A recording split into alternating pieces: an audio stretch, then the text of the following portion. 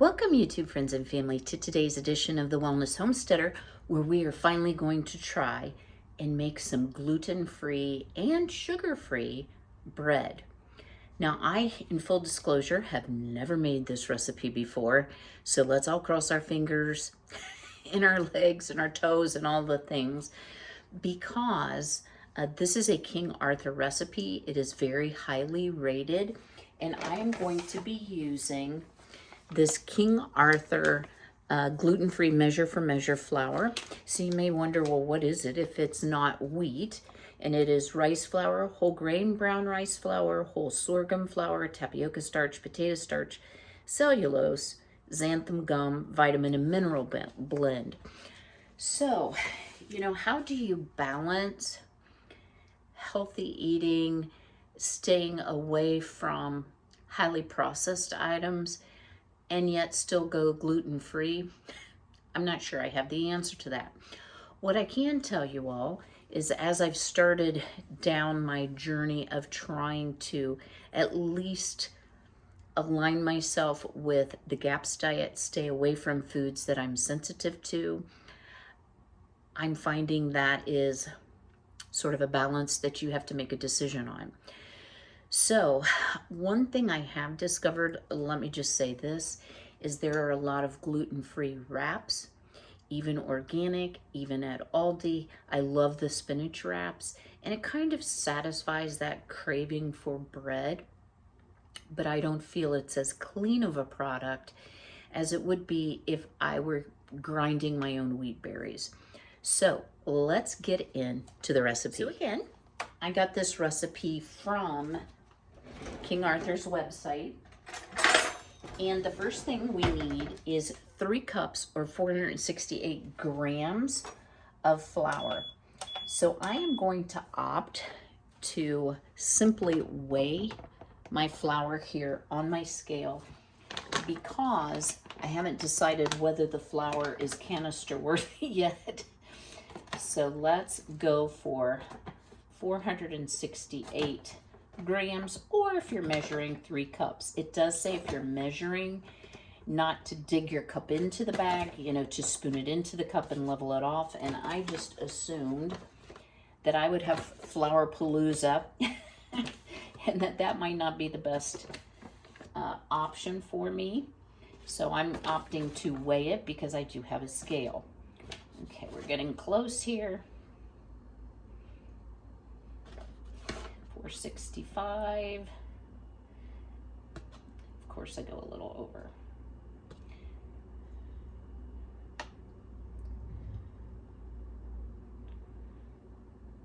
Okay, we're gonna call that good. I have 469 grams. To that, we're going to add what the recipe calls for is 3 grams of sugar, or 35 grams, of sugar, or 3 tablespoons. Now I am going to be using stevia, and since we're already on the scale, let's just go ahead and add this. And this is also measure for measure, just as sugar would be. Will it affect all these substitutions? Will it affect the recipe? We're going to find out, and we're going to find out together, because when you're learning a new way of cooking, I guess you would say, 35, it's not always perfect on try number 1. Okay, flour, sugar, and now we need 2 teaspoons of instant yeast. Let me grab that.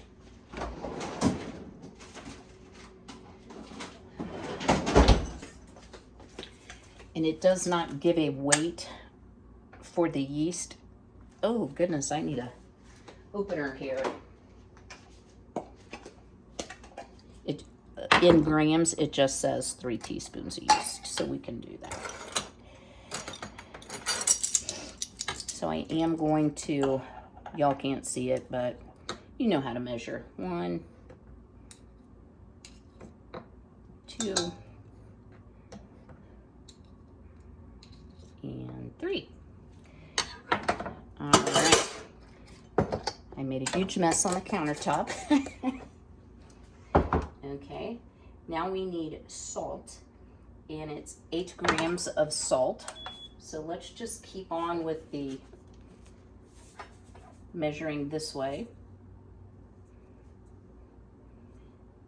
6, 7, 8.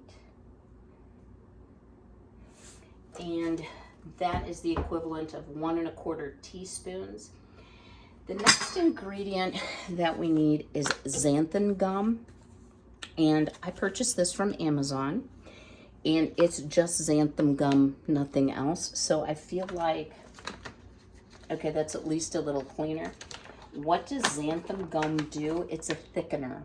So it's going to sort of take the place of some of the gluten that we would get from regular wheat flour. So it's 1 1/4 teaspoons. Oh. And it is a very fine powder. That's what I can tell you. So there's one. A little for the floor. Y'all know I can't be neat. All right. Now, unlike most breads, it does instruct you to use your regular paddle, not to use the dough hook, which I find extremely odd. So we're going to clip that on. We're going to put on our beater, pull up the bowl, and it says mix these ingredients together.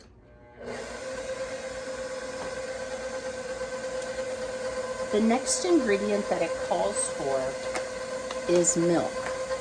Milk being one of my top sensitivities, I am going to use unsweetened almond breeze milk. So while this is mixing, let me grab a cup.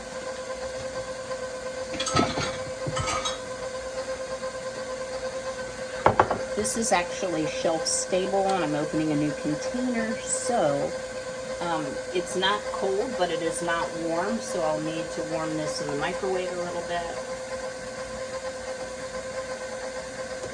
Ooh, stop splashing.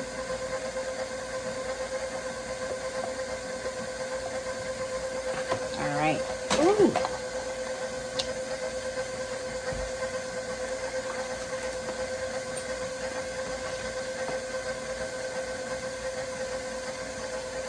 So I'm going to pop it in the microwave here for just about 20 seconds.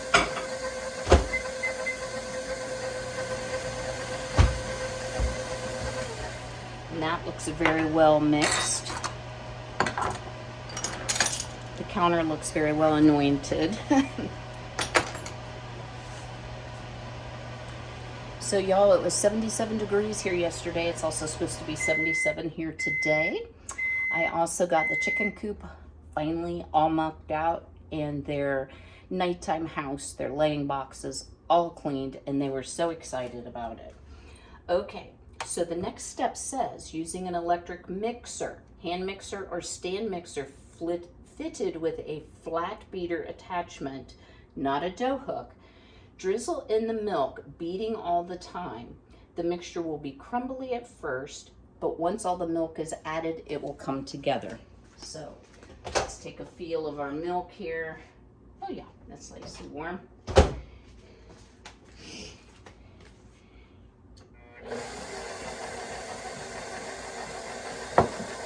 Let me bring you over here so you can kind of see what I'm doing.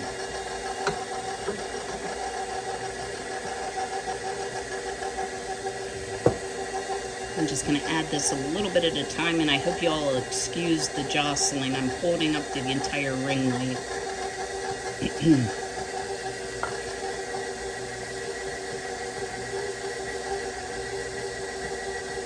And as you see, it's nice and crumbly.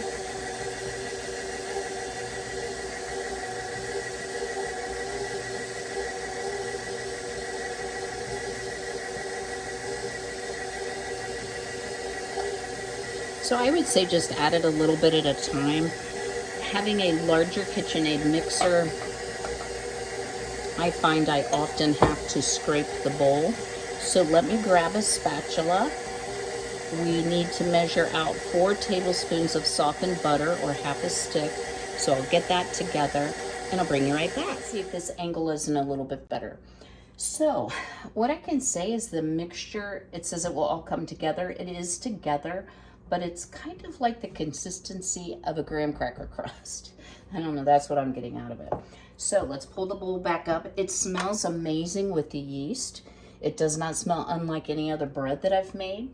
And then we are going to add our butter that is softened.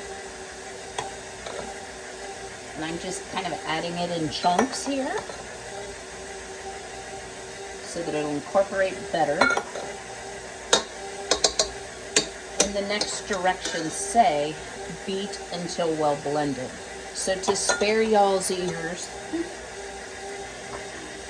I am going to shut off the camera, beat this up really well to try to get it incorporated. So think pie crust when you're incorporating solid shortening or lard into a pie crust, or butter, whatever you use. You want it to resemble coarse crumbs, and I still see a lot of pieces, so I need to turn this up. The final ingredient we will be adding is 3 large eggs, one at a time. So if you want to grab your eggs, if you're baking along with me, I'm going to beat this and I'll bring you back to show you what it looks like when it's better incorporated than this. Okay, this mixed together very, very well. The butter incorporated into the flour beautifully. I just let it beat for a while. Now, this is a very different way that we are going to be treating this dough than you would, let me just say, a non-gluten-free bread. We would normally be using the dough hook. If you have a KitchenAid, you don't go above a level 2. I think the reason they tell you to go ahead and use a paddle is because we are going to beat the eggs in one at a time, beating thoroughly before adding the next. Scrape the bottom and sides of the bowl. Then beat at high speed for 3 minutes to make a very smooth and thick batter. So, courtesy of my ladies, wouldn't you know, I got 2 shells in there, guys. Wow, I stink. I really stink at this. And usually if you get a shell in your egg, you can fish it out most easily by using a shell to scrape it out. Okay, so here we go. A little less than an egg cracking I needed.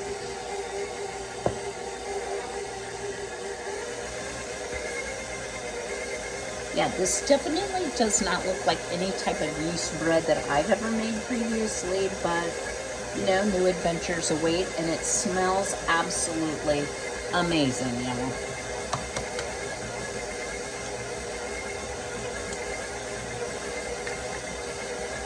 Okay, so egg number 2.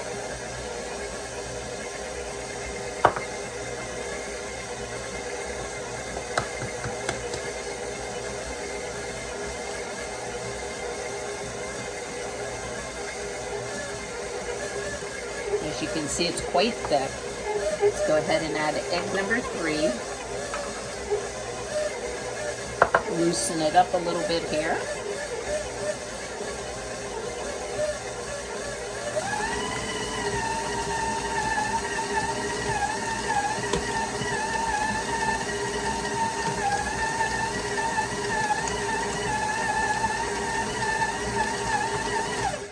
All right, so this is kind of what it looks like.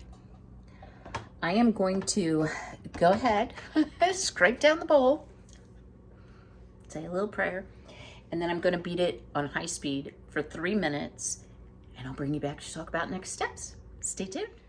Okay, y'all, this is the weirdest batter I've ever seen, but it does indeed produce a smooth, thick batter, but it does not resemble, in my opinion, in any way, shape, or form, what I traditionally think of as a homemade loaf of bread, the dough for a homemade loaf of bread. But we shall see, guys.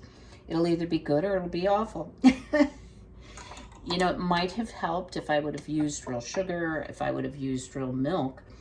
But the point of this is to see how does it affect the final product, and can I still indeed make bread, or am I going to have to use real sugar or real dairy?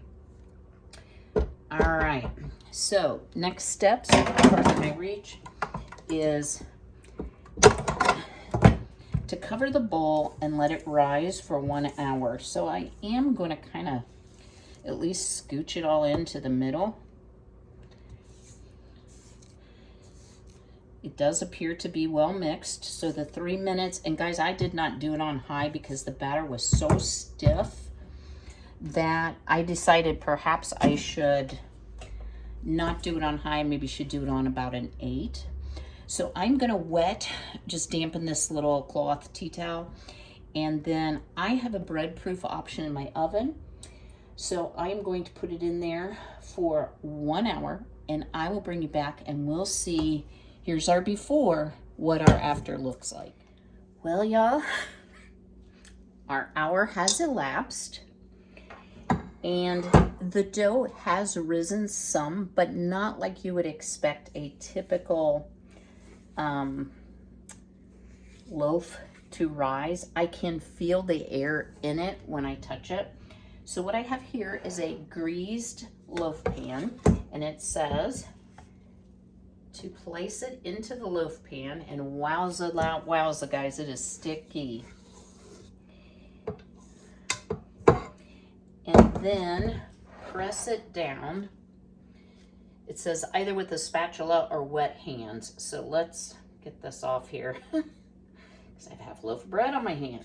Let's see if we can wet my hand just a little bit.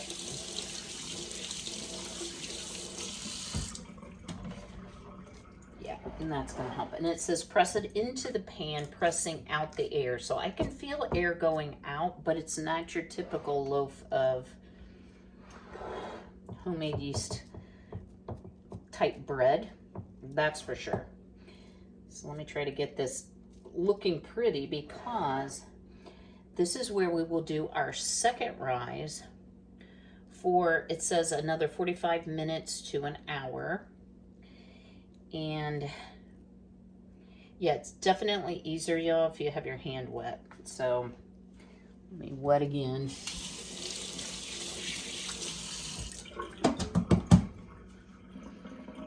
Smooth this out a little bit. Yeah.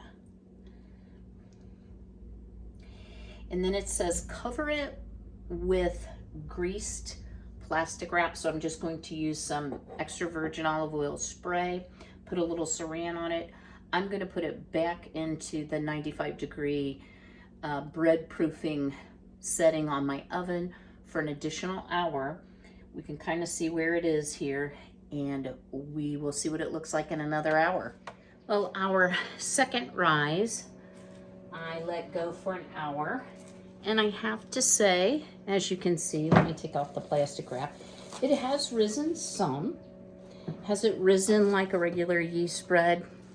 That would be negative, but it has come up some, particularly in the middle.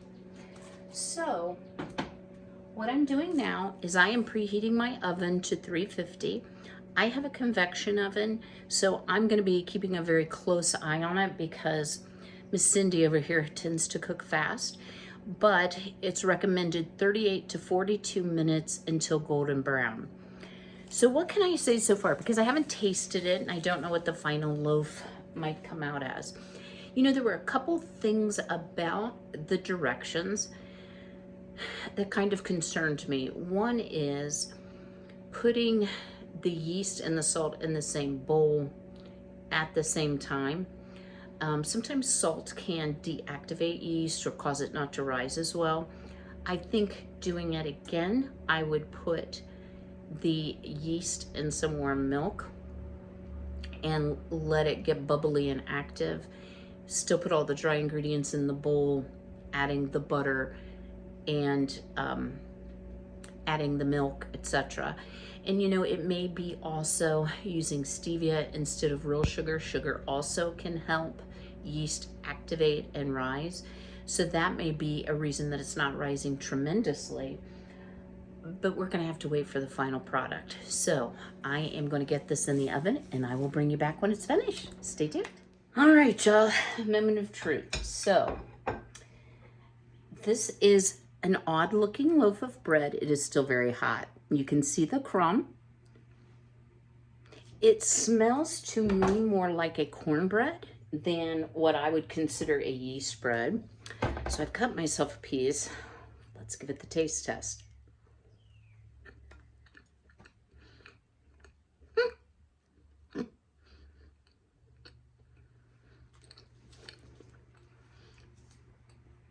Y'all, I'm shocked. I had no hopes for this bread. I'm just being completely honest.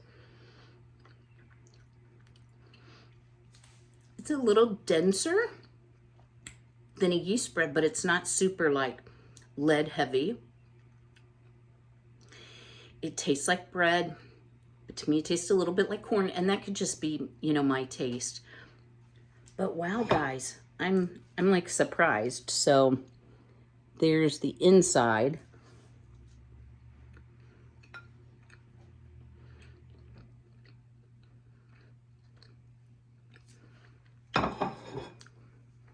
If you would tell me that's gluten-free, dairy-free, and sugar-free, I'd be like, you know, that's really good.